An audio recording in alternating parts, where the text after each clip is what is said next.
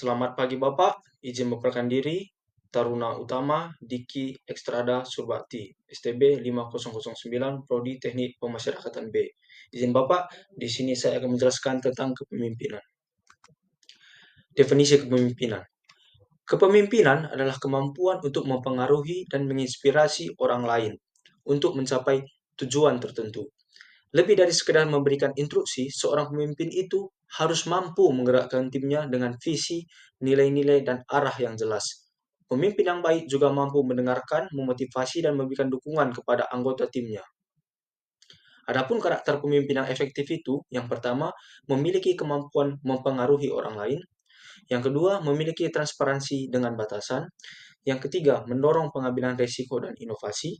Yang keempat, memiliki nilai etika dan integritas. Yang kelima, bertindak tegas. Dan yang keenam, selaraskan kenyataan yang sulit dengan optimisme. Sifat-sifat seorang pemimpin. Yang pertama itu mempunyai sifat yang jujur.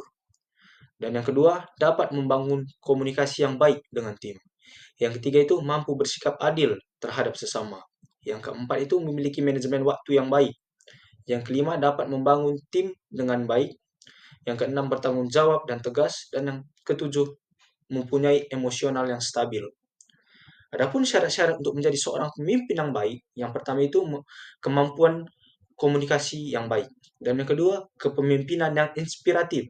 Yang ketiga, berintegritas dan kejujuran. Yang keempat, kemampuan pengambilan keputusan. Yang kelima, fleksibilitas dan adaptasi. Yang keenam, tanggung jawab. Yang ketujuh, keberanian. Dan yang kedelapan, visi yang jelas.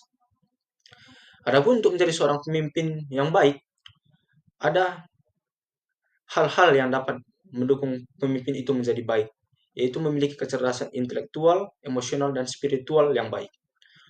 Kecerdasan intelektual merupakan kemampuan individu untuk berpikir secara analitis dan logis.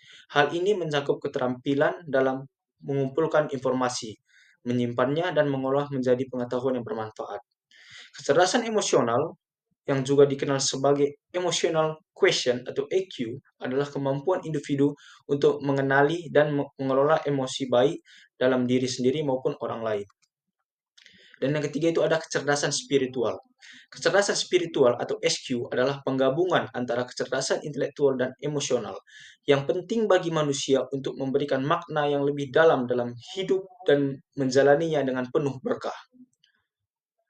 Dan menjadi seorang pemimpin yang baik itu harus memiliki beberapa kriteria. Yang pertama itu adalah integritas. Integritas adalah kemampuan untuk mempertahankan nilai-nilai dan prinsip-prinsip yang baik, serta untuk bertindak sesuai dengan nilai-nilai dan prinsip-prinsip tersebut.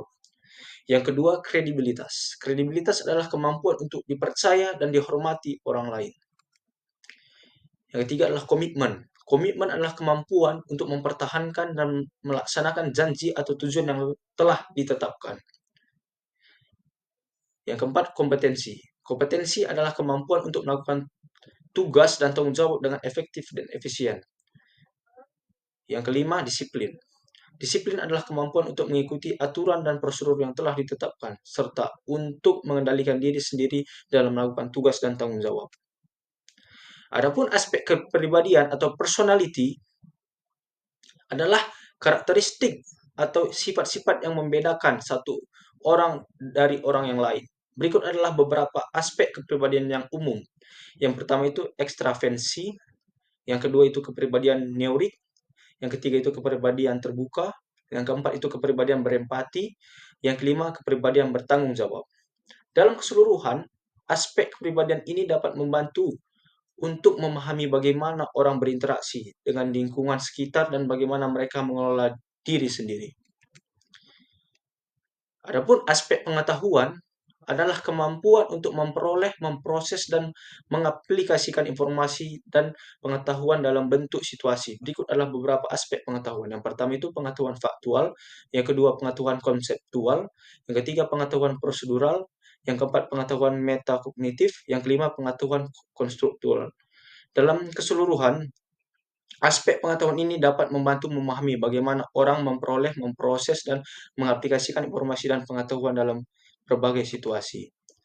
Aspek pengalaman adalah kemampuan untuk memperoleh, memproses, dan mengaplikasikan pengetahuan dan keterampilan yang diperoleh melalui pengalaman hidup. Berikut adalah beberapa aspek pengalaman. Pengalaman langsung, pengalaman tidak langsung, pengalaman emosional, pengalaman sosial, dan pengalaman reflektif. Secara keseluruhan, aspek pengalaman ini dapat membantu memahami bagaimana orang memperoleh, memproses, dan mengaplikasikan pengetahuan dan keterampilan yang diperoleh melalui pengalaman hidup. Jadi kesimpulannya, kepemimpinan adalah kemampuan seseorang untuk memperoleh, mengarahkan, dan menginspirasi orang lain dalam mencapai tujuan bersama.